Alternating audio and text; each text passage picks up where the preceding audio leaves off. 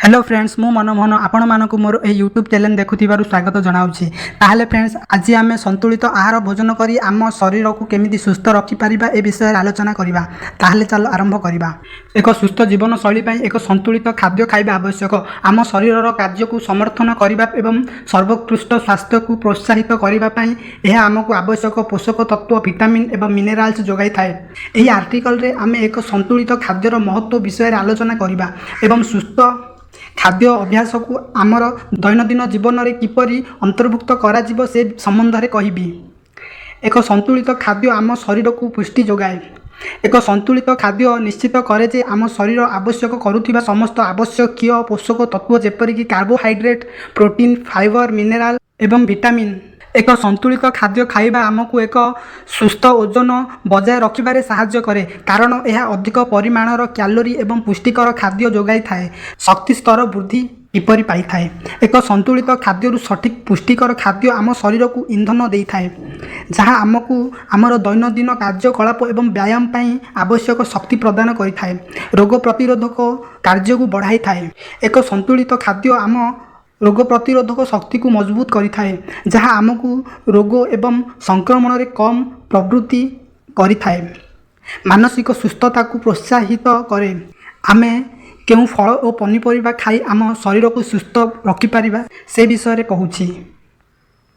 Vitamin minerals एवं fibre भल खाद्य ग्रहण करने को आपणक खाद्य रे विभिन्न फल एवं पनीपरिबा अंतर्भुक्त करंतु एवं किछि शस्य ब्राउन चाउल गहम रुटी एवं ओट्स परि संपूर्ण शस्य बाछंतु जहाँ फाइबर एवं अत्यावश्यक पुष्टिकर खाद्य जोगाई थाए। किछि पतला प्रोटीन जेमिति कि माछ एवं डाली परि प्रोटीन रो पतला उत्स को अंतर्भुक्त करंतु जहाँ संतुलित चर्बी रे कम एवं अत्यावश्यक अमीनो एसिड जोगाई थाए।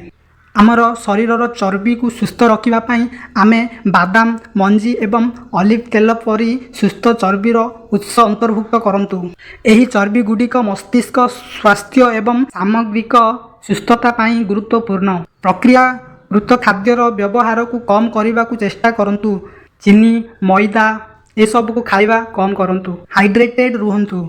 शरीर को सठिक हाइड्रेट एवं हजम को समर्थन करिबा पई दिन सारा प्रचुर पानी पियंतु।